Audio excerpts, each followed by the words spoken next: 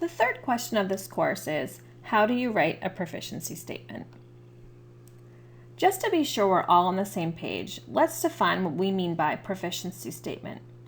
Proficiency statements are locally created expressions of what a student should know and be able to do at a particular time, in this case graduation, and in a particular context. Once again, we'll remind you start with the end in mind.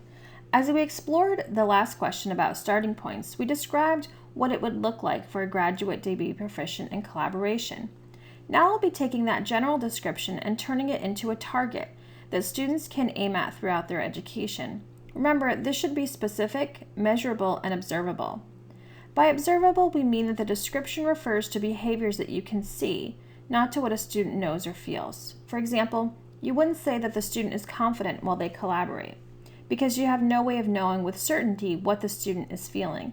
Rather, you might use terms that describe what confidence looks or sounds like. For example, posture, eye contact, body language.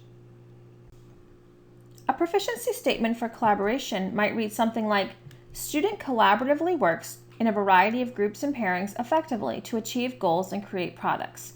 Notice that it is specific and that it gives you some idea of the scope of the proficiency, a variety of groups, and also the purpose of the proficiency, achieve goals and create products.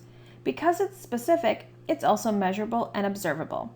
Students will be able to collect evidence of goals and products created through collaborative practice. Also note that it is written generally enough to be used K-12. As you explore this question in the readings, tasks, and activities, we ask you to work on proficiency statements for speaking while paying close attention to the language you use. Consider not only the skills you want students to be able to do, but the wording you choose. Will students understand the language? In a personalized system where they are asked to reflect on progress and make goals related to proficiency statements, will they understand what you are asking of them? Also consider if the language is engaging. Is it inspiring? Is it challenging? If you are looking at adopting and adapting, ask yourself these same questions. In the text-based reflection, we introduce you to an article called The Art and Science of Designing Competencies.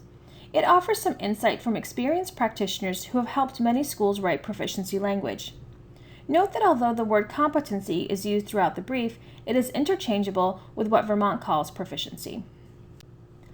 Also, we want you to remember proficiency development should be done with others because it represents a bigger system and not just our own visions, classroom, department, or grade level. Plus, our colleagues often press us to do better work, while being resources that allow us to do so. If you are doing this course alone, try to find a colleague to bounce ideas off as you practice.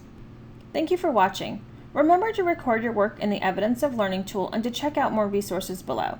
If you have any questions or want to share additional resources you think might help others, please contact the Center for Collaborative Education at vtclg@ccebos.org.